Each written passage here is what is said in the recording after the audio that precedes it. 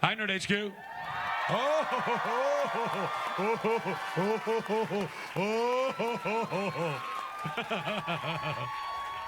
All right.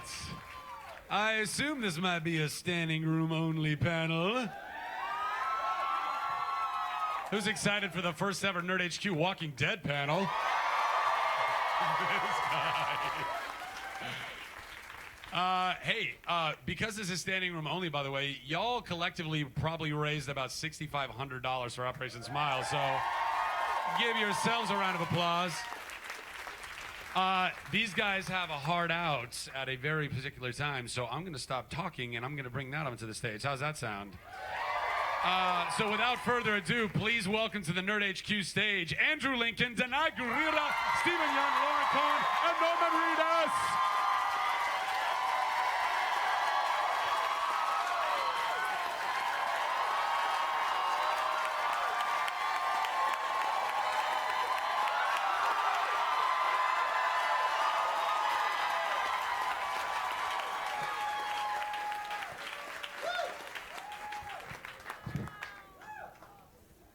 Welcome, guys. Hey, hi. I thought you were over on that side. Like, this is a disembodied voice telling us welcome. Hi. This is a packed house. Well, Hey. Good morning. you are the Walking Dead. I mean, that's what happens. So I told you guys, you know the drill, and these guys know the drill. Oh, is there any flash photography allowed at this panel? Is there any video allowed at this panel? Is there any fun allowed at this panel? Yes! Fantastic. You're well taught. Who's got the first question? Volunteers, go ahead and point them out. Right here, right in front. Stand up, darling. My question is for Norman. There is a lot of division in the fandom over whether people would like to see your character with Carol or with Beth. And I'm just wondering if you had any preference on which direction you would like to see Daryl go in. Why can't we all three just get along? And I think you should just get a dog. I want a dog too, actually. The four of us will get on. Who's next? My question is for all of you. No pressure, but would you guys be willing to do Smiles for Smiles after this for everyone in the panel? Smiles for Smiles is a photo booth that we do, but these guys have to leave at 11 o'clock. So But we'll smile for you so much while we're up here. Yeah. Can we do it now? Do you want to just take pictures? That's perfect. Just start throwing money on the stage, and they'll just keep smiling. That's perfect. Who's next? Who's next? Who's got the next mic? Go ahead and stand up. Hi, my question is for Andrew. Andrew, how would your character Egg have survived in the zombie apocalypse? Have you ever seen Egg? Do you know? That was a show I did when I was a whippersnapper, and it was a great show. But he would really have not survived. He's a great chef, so maybe he would have worked at the barbecue.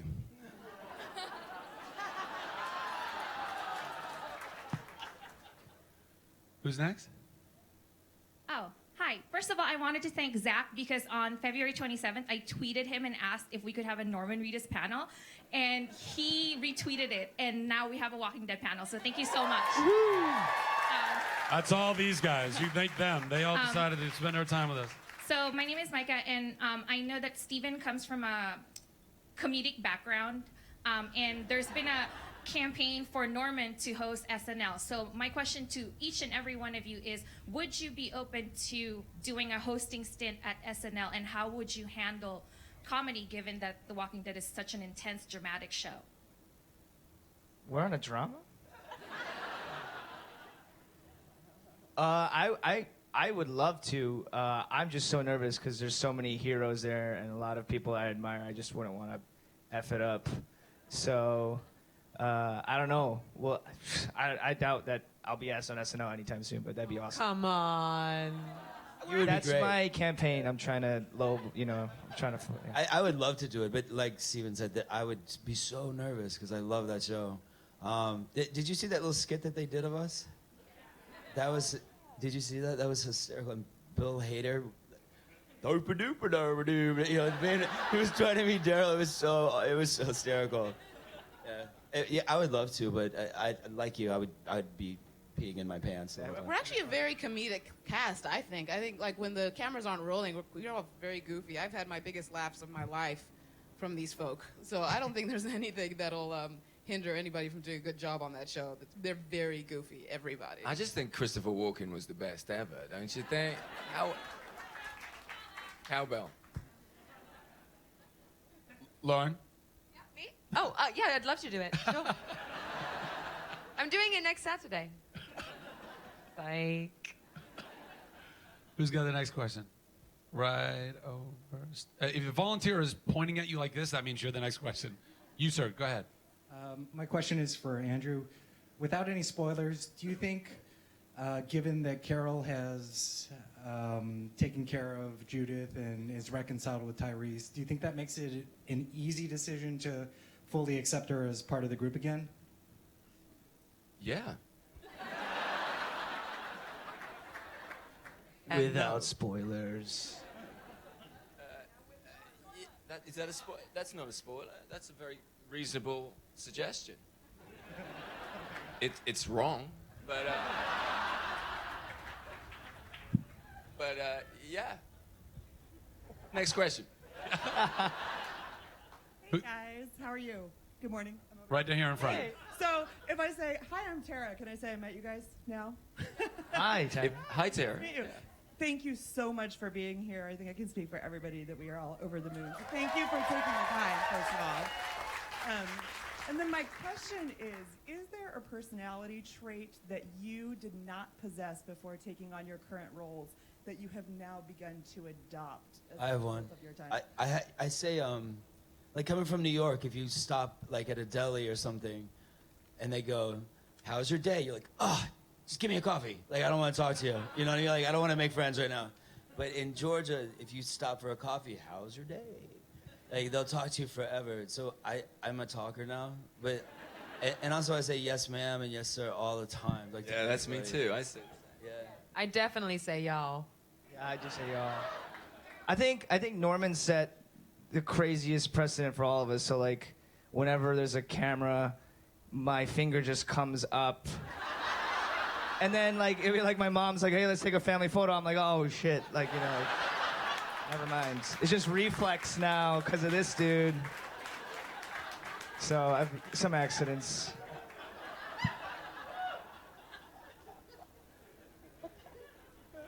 It's the same. I'm exactly the same as. Yeah, I didn't have that before. Such a good lad when you came. Yeah, it's tainted. Girl in the hat with the hand up. We'll get her a Oh, we microphone and she can. Yeah, right here. Hi, my name is Jay. My question is for Andy. I actually worked with you for one day at Walker Stalker Con in Atlanta, and you don't. Hey. Hi, you don't really do. Did I kill you? No, I was next to you at your table. Oh, what a shame. I was wondering, you don't do cons, and a lot of us are wondering if you would be open to doing more of them. Yeah, I mean, the reason I don't do it is because when I film, my family's with me, so my kind of weekends are precious. But I did do the Walker Stalker con. It always sounds so weird saying Walker Stalker. Yeah, and I probably will do that again. Do you want me to say it officially here? I will be doing it again.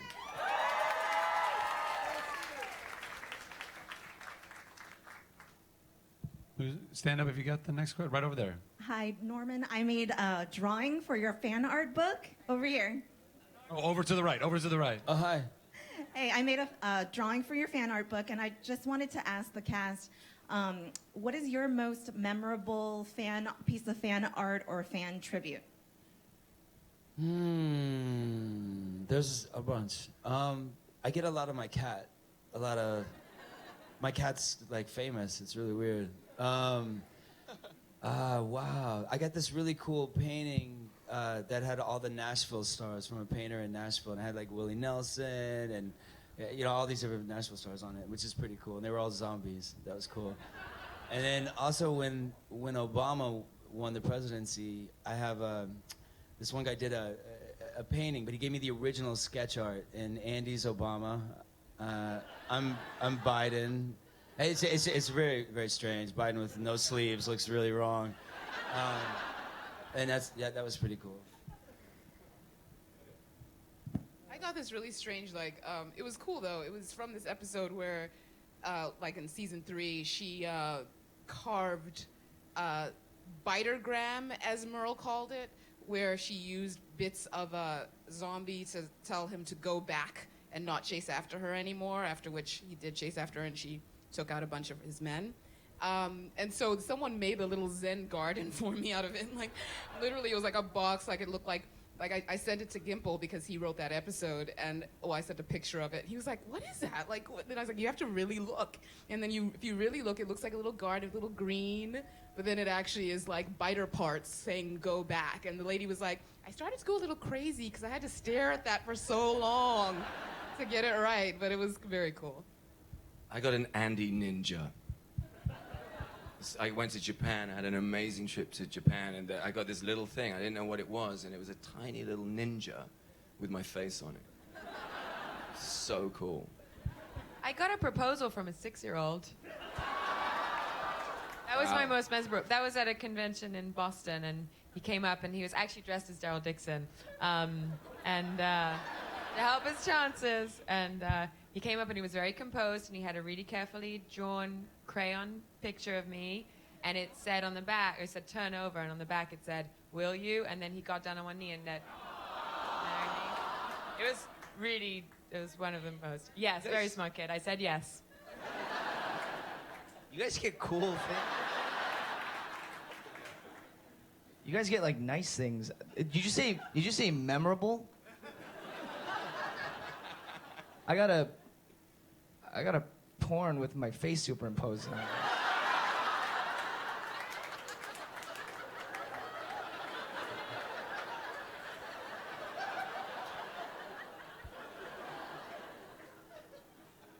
What? But he likes it. Next question. I've got some questions from Facebook over here. Let's see. The Nerd Machine Facebook page for Norman Reed is from Kimberly L. Kimberly L says, "How do you think Daryl sees Carol, as a love interest or more of a mother figure?" Neither, really. They're very like-minded. They come from the same sort of abused background, and they're very fond of each other. But I don't know if it's gonna go one way or the other. Definitely not the mother one. You know what I mean? You know what I'm saying? She would kill whoever wrote that. Yeah, I think it's deeper than all. I don't want to play this dude like he's got game or anything. The moments in between are more important, and I think it's a much more intimate relationship not being one of those two things. So neither. Cool. Who's got the next right here? Hey, so I'm never gonna get this chance again. Can I just get a fist bump from anybody up there? Just Come on, let's do it all.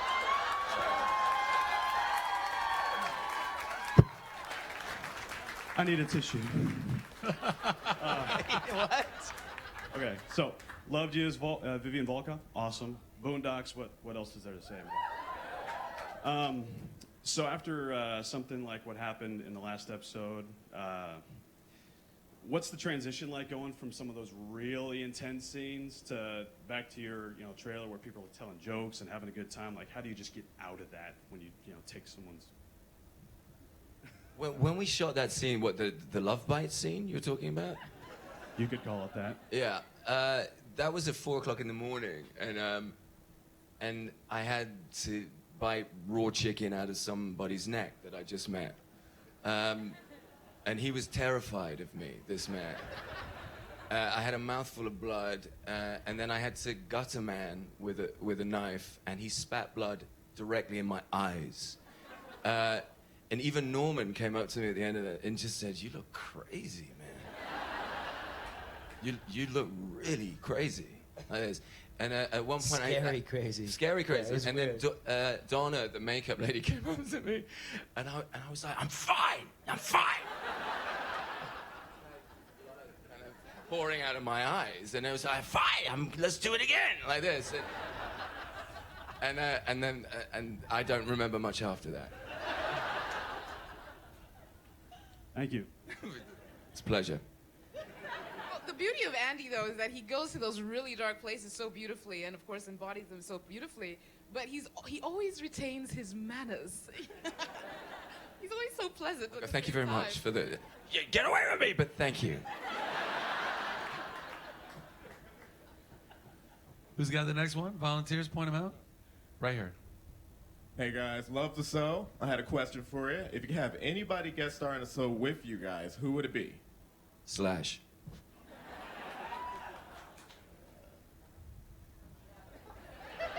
Yeah, maybe Pee Wee Herman would be fun. I'll take Alfre Woodard. Sharon Stone? I just thought that'd be the most random thing. Yeah, that was. Oh, Bill Murray would be good.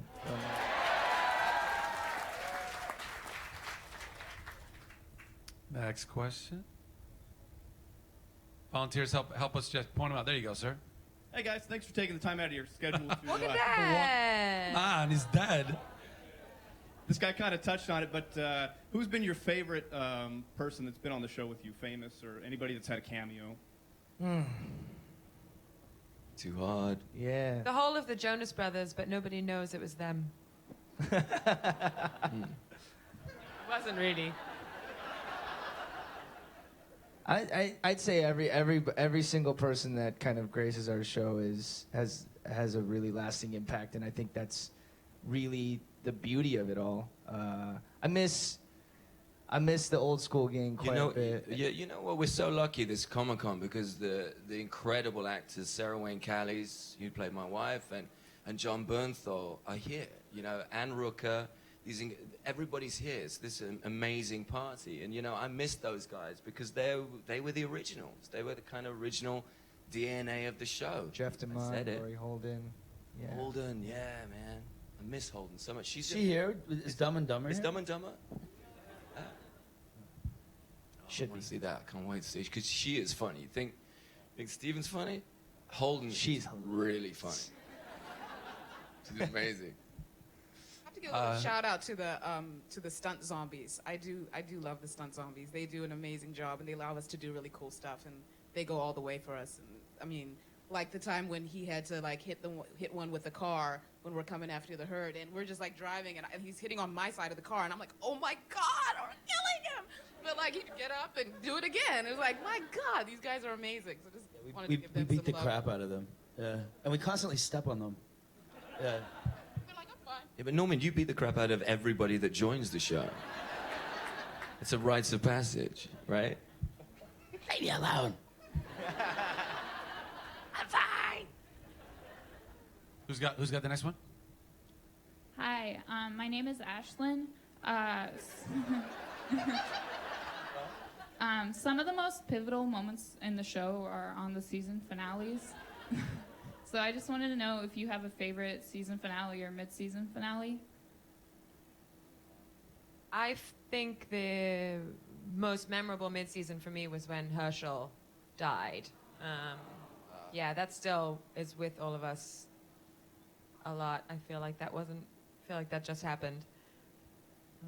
It's I think a testament to the show that the deaths that are the hardest to get over are it's often why people go. I don't know, actually. I was just going to go into a big thing, but I don't want to bring it down.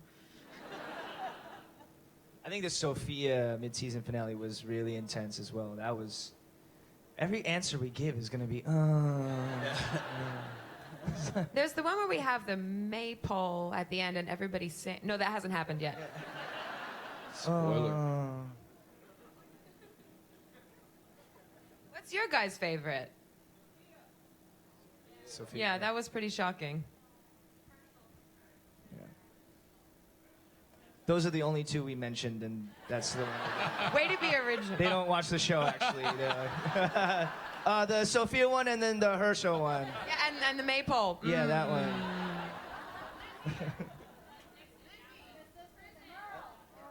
Oh, see, now you've just opened up Pandora's Yeah, I'm box. sorry. Now it's a free My bad. There's 3. Lauren, that's for you. There you go.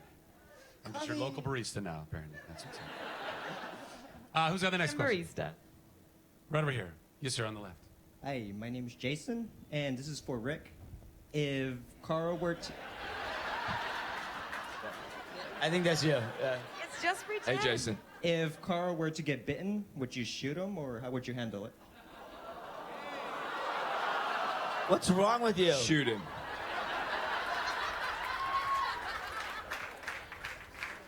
He's happy with himself. That is the most twisted question we've officially had. And we've had some weird ones. Jason, sit down. I think he should kill me. That's how it should end. Oh no. It's, oh.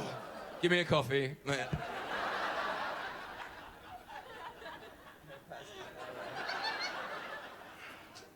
Who's got the next question?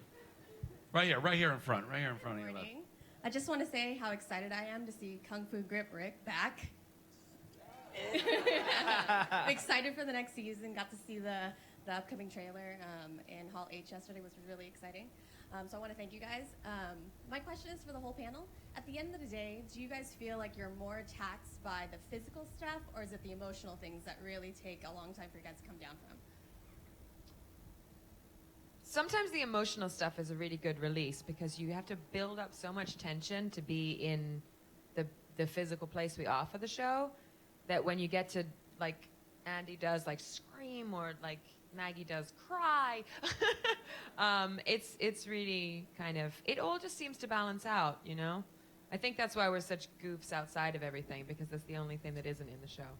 I think and also the feeling is, as a release, you really just, if you feel like you've done it and you've released it, you actually feel like done, like your tank is empty. So you just really want to just go and sleep, you know? It's like, I let it out. It's out there. It's in there. I gave it to the character, and now I'm spent. So it doesn't, you know, that's kind of like the bed is the best way to get out of it, you know? It's got to go lie down. I did a Dukes of Hazzard jump on the hood of a car the other day. And that was one of the most exciting moments in my career. It wasn't scripted, and I just started running, and I tried it out. I went, well, it might work. And I ran, and I did a sort of Bo Luke. What? You know, a 40-year-old man going, what? And I was so proud of myself. And a few of the camera crew were like, yeah! And I was like, fuck yeah. And then in the morning, I got out of bed like a very old man. And I thought I had tick bites on my arse. And my wife went, you have friction burns on both cheeks. And then I slapped myself in the face with a spinal cord. As you do. Yeah, that was the same sequence. Yeah. I think the physical part is actually really fun. It gets hard because the weather's tough and it's hot, but what's great is the show is so heavy sometimes that we'll be like lined up in a stance, like hiding behind a bush with like a bunch of guns or something, and then Andy will look back and be like, yeah, this shit's awesome. Like, we're playing, you know, cops and robbers, and we're just making it, and people are watching it and they're digging it, and, you know, it's the greatest job in the world, so it's a blast. Yeah, it's awesome. Norm. Coffee. Get him some coffee. Norman, did you have anything to add to all that stuff? Everything hurts, but it hurts good. You know what I mean?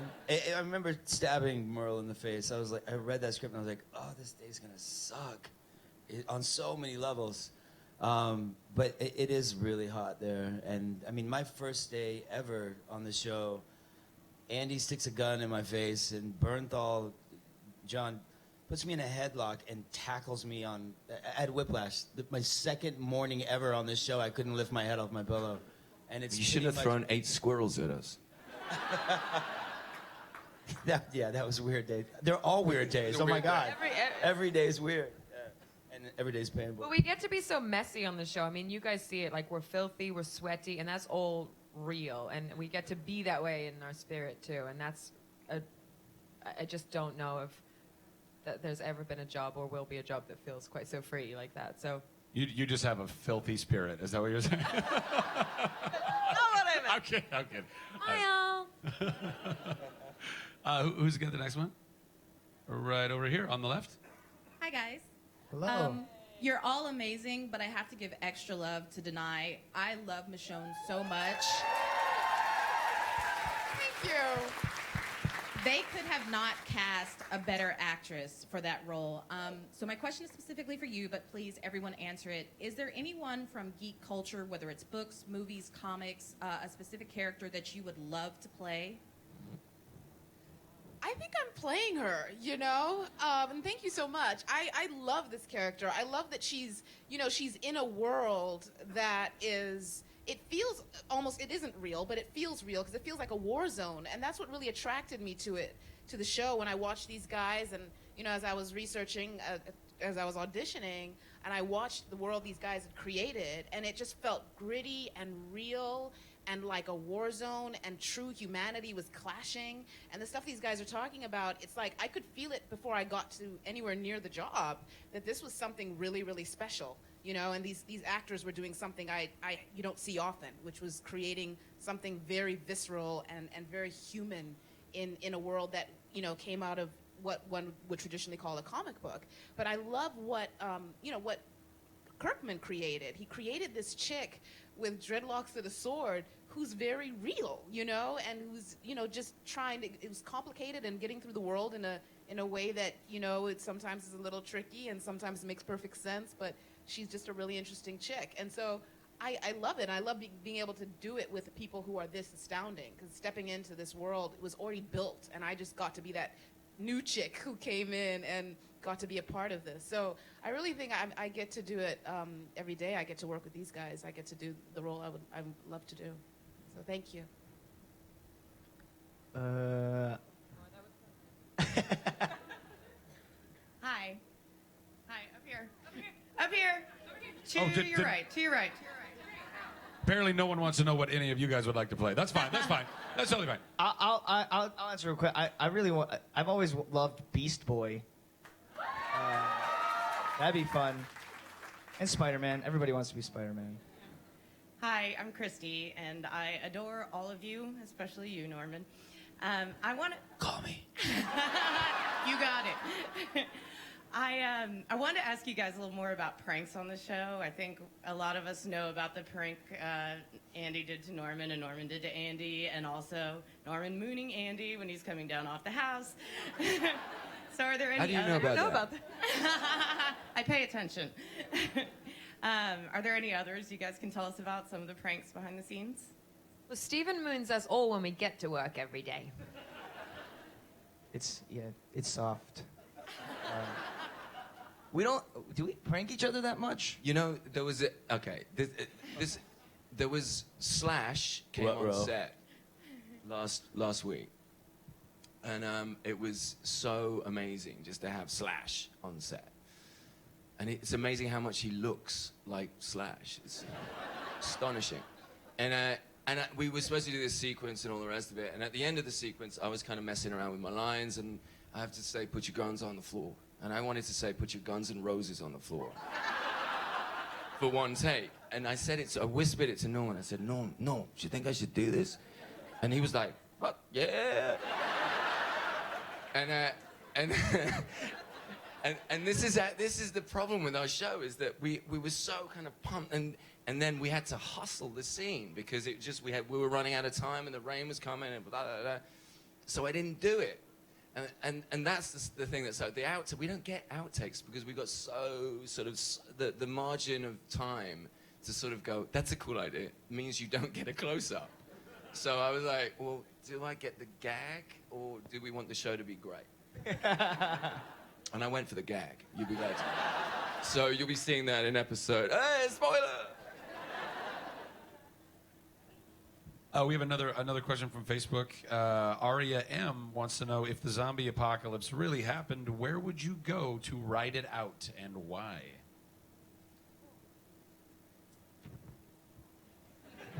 Not everybody at once, please. God, maybe like Jamaica Yeah. or something. Some island. Yeah. Pretty island. Yeah. Troy, Michigan. Wait, who's from Troy, Michigan? Shut up, you're from Troy, Michigan? What? Oh, we don't, you guys are all right. You guys are the rich ones. You guys are the rich. That's where you should go. That's very cool. Houses. Yeah. Yeah. Troy, I would love to go to Troy. Next question. We're right here in front. How's it going, guys? Thanks for coming. Good to see you. Name's JJ from San Diego. Yeah. Hey! First off, go to the website, buy a t-shirt, guys, online. Amazing. Hashtag I want my NerdHQ 2015, baby. You want these guys back, right? You're awesome, JJ. Yeah. All right, man. Yeah. Hey, I want to look like Norman, so I'll put my shades on. Yeah. Oh. There we go. Okay, cool. So, Steve, not Glenn, Steve. Thank you. You are an inspiration. Your character is an inspiration to all Asian American boys looking for the hottest British girl to shag.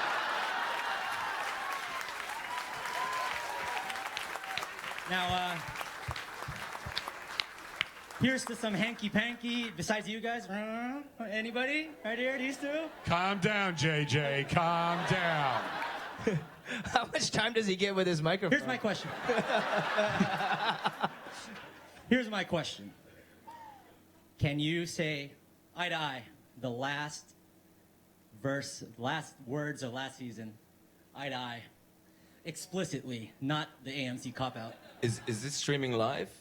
This is streaming live. To the world? To the world. Then no. Can you at least... No, I need my boots on. The best part of it all is that all of it was leading up to that question, which you had no idea was going there at all. No, I had no idea. I was gonna sit down once he did it. You can sit now. It's fine. I'll sit now. Who's got that? Thank you, JJ. Who's that? Yes, right there, sir. Right on the right. Hi, guys. My name is Carlo. This question's for everyone. As you know, there's a lot of fake spoilers and fan theories. Do you have any favorite or memorable ones? My favorite one was the one where they have a picture of a bus turned over and they say, it looks like Steven was driving and everyone is dead. And it couldn't be Messed up. anything. It's messed up.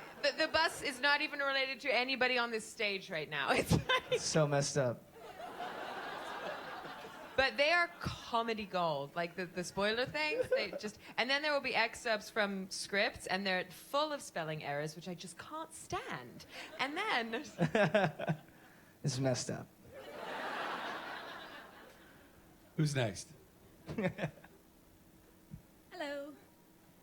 My question is, when you get a script, how much time do you have to digest it before you have to perform it? And have you ever gotten one where you were just kind of like, oh my God, how am I going to do this? I think that's one for Denai, with all of her action. Yeah, I will say they give us a good amount of time. We, I don't know, a week and a half, 2 weeks, something like that.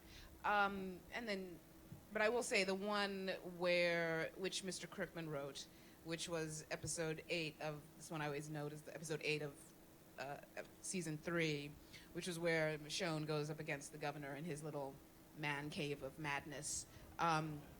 It was like a page and a half of action. And it was just, Michonne does this, and then he slams her against that, and then she slams it. And I'm reading it, and I'm going, okay. What? Who's supposed to do all this? Michonne, there's another Michonne, right? And then at first I was like, okay. At the end, okay, she gets him in the eye. Cool, I'm good.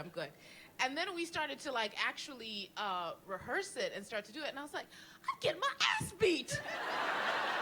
I was like, Does she get a lick in here or there? I'm like, okay. She gets him in the eye. You know, and I just had to hold on to that because it was like, I get my ass beat, which made sense, I guess. Everybody else want to speak to that? Next question?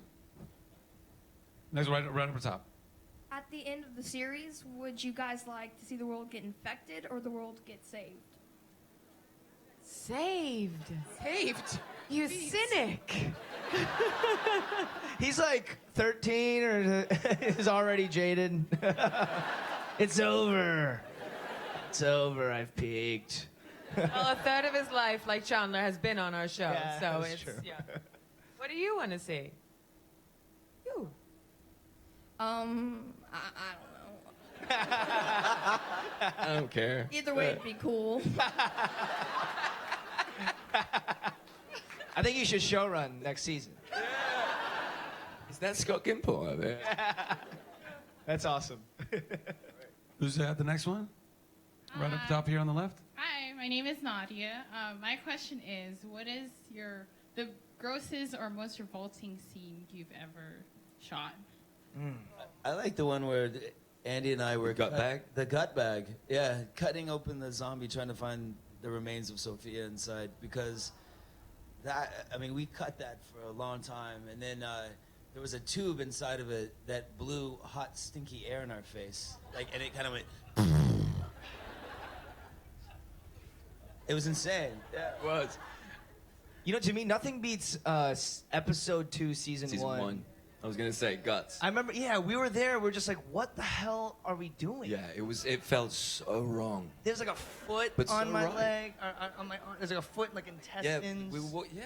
And then the fat that they would put on. Yeah, the worst bit is the fat that they were flicking on you. In between, oh, you need a bit more fat. Hold on.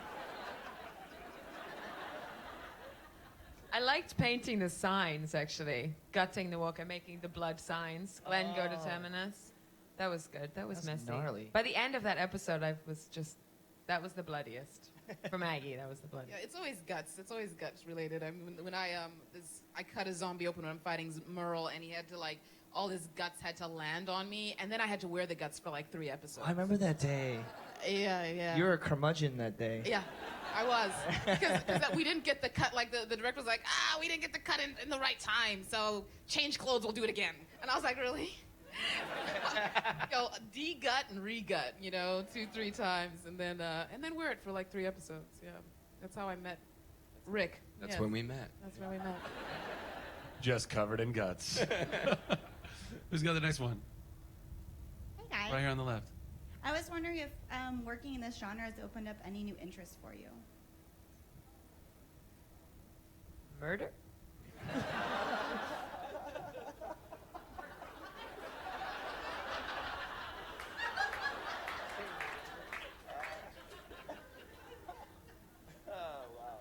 Just kidding. Like interest is in survival or zombies or. Yeah, kind of like with the zombies, if, kind of getting immersed in this world has opened up other comics that you're interested, storylines, other post-apocalyptic scenarios. I have a ton of weapons all of a sudden. Norman's. I didn't know this until season 3, until I saw Norman on his motorcycle, completely in his costume with a crossbow, on his last day of work, and I went, "Is that Norman driving it?" And he went, "He steals his costume every single scene." I steal my crossbows too, so I have a bunch of them in Manhattan, which I'm pretty sure is a felony, all over the wall. He's basically a prepper, in costume. Something goes down, come over. I got you. That's where we have to write out the apocalypse. Yeah, my house. Yeah. Who's got the next one? Right here on the left. Hi there, guys. My name is Angela from Belfast. I just wanted to know, yesterday I did the Walking Dead escape as a walker, and it was more fun than a British woman who's about to turn 40 should ever have. I just wondered if you guys have ever been tempted to do cameos and get done up in the makeup, or do you ever have any of your friends, actor friends, relatives pester you to say, I want to be a zombie, I want to be in it? Oh yeah, I have relatives who always say they want to be zombies, and I'm like, are you sure? Because you're gonna be sitting in that chair for a while, you have a lot of stuff on, and then you're gonna be in the heat, standing and like, or dragging yourself. And a lot of time the women wear stockings, you know, they're wearing like pantyhose, and I'm like, are you sure? Because you're gonna be a lot of heat for a long day, you know. So I just put it through my sister because I want to, she's a pretty particular chick, and she like, doesn't like she has to eat every couple hours, and she's very like, I need water, and I'm like, I don't know if you're gonna make it out there, Shadi. So I kind of deterred her, but one day maybe she might try it anyway. Who knows? I highly recommend it. I'll tell her. We got time for one, maybe two more questions. Yes, right up here on the left. So you've been in a lot of successful things before The Walking Dead, but how has things changed for you as far as being able to just walk around? Don't hang out with Norman Reedus. That's all I can say. If you want to get down the street.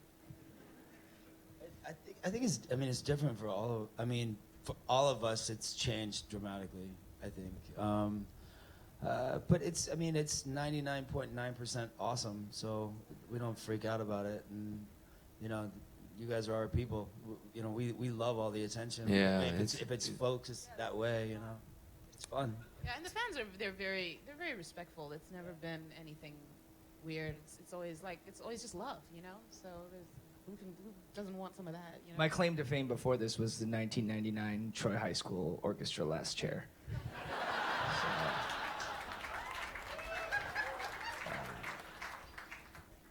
It's great. But your solo was so killer. Oh, so good. So good. Last chair. Your falsetto is getting better and better. We got one more right over there on the right, up top. Hi, I'm going to try to be quick so we can squeeze another question in because I don't want to be the last. But my question is for Denai and Lauren. I heard a statistic yesterday that 1 in 4 roles on TV is for women, and you really inhabit these strong women roles. And I just wanted to know if you feel responsibility in portraying your women with a certain amount of dignity, grace, and strength, or if it's another role and that's how you approach it and you just want to do the best you can with that role. I don't think it's any coincidence that this is the longest role I've played, and this is the type of role I most wanted to play. I love this character, not too much because I still have to know that she's a real person, but I love playing somebody who inspires. I meet so many really young girls. I have 3 younger sisters, and I meet so many really young girls whose parents and who they themselves are just really look up to the character of Maggie, and that's the most rewarding job you could ever hope for. And to do it on this show with these people, it's just like, it's literally a dream come true. I mean, literally, this is the most fun job ever, and like this whole thing that we have with you guys is like, I don't know, it's incredible. We're grateful. Yeah, I mean, it is a beautiful, beautiful thing, and I do acknowledge that there is that disparity, and so I am even more thankful, and I do take it on myself to, and as we all do, to do our very best, because there's an understanding that it doesn't come easy to be in this position, and not everyone so there is a sort of a thing that, oh yeah, these are girls who are playing roles that you don't always see, and so yeah, you do want to do your absolute best, and as Lauren is saying, to have the girls who come up to us and even the women who come up to us and are really, they just love that these characters exist and that they get to be strong and they get to do their thing and be complicated and be flawed, because that's the thing that the idea of dignity, and you mentioned some words like that, you're right, but there's also the component of really wanting a character to be a person, and really wanting them to have complexity, and that's true freedom. I think that's really giving the character, endowing it with true life, and giving that, the disparity, actually, like giving it some sort of life, is to actually say, okay, there is this disparity, therefore this character should be very much a living person. They should have issues, they should have flaws, they should not be perfect. Sometimes they shouldn't have dignity, because that's humanity, that's being human, and I think that's true freedom in a character, is them being allowed to be a person. And so we do acknowledge that, and I respect that, and I understand that, and I see that, and I appreciate that I get this opportunity. And I love that, we give it our all, and the result is that, it's received. And that's all we want, is to have something received. But it's beautiful because we work with amazing men who support our strength. I love True this. gentlemen. We're ready. I love the women in this show. I think I love the fact that it's colorblind. This show. I love the fact that there was a line on the rooftop with Merle that said everything I wanted to say about the show, and it says there's just white meat and dark meat. There's just us and the dead. We survive this by pulling together, not apart. And that was Frank Darabont wrote this beautiful line, and I went, this is it. We're in a colorblind, genderless, classless, apocalypse. And it's kind of the perfect place as well. And I hope that that's what we try and do,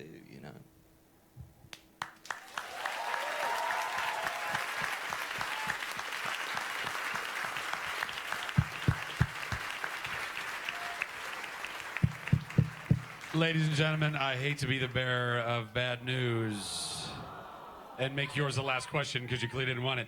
But before I let everybody go, I just wanted to say I got a note that told me because we were able to sell the standing room, and thank you all for standing for so long back there, because of your guys' generosity of spirit and time and energy and spending an hour with us, and because of your guys' generosity, we actually raised $8,000 for Operation. Ladies and gentlemen, please, please, please, let's put it together. Put your hands together for these awesome, awesome people. Thank you so much for coming. Thank you, man. Thank you, Keep guys. it going, keep it Thank going, you. keep it going.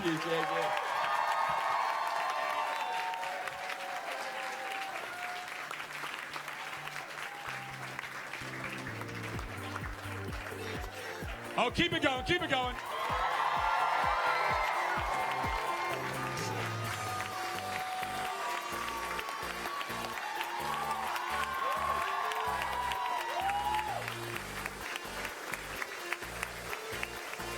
Was that fun? We did it! Hey, I got one little extra announcement. Row 8, seat 22. Who's in row 8, seat 22? You just won a gold bar. No, you didn't. Do we make gold bars anymore? No, you won something near that. You won an Intel Core 17 processor. So I don't know that it's under your seat. That would be fun. But whoever you are.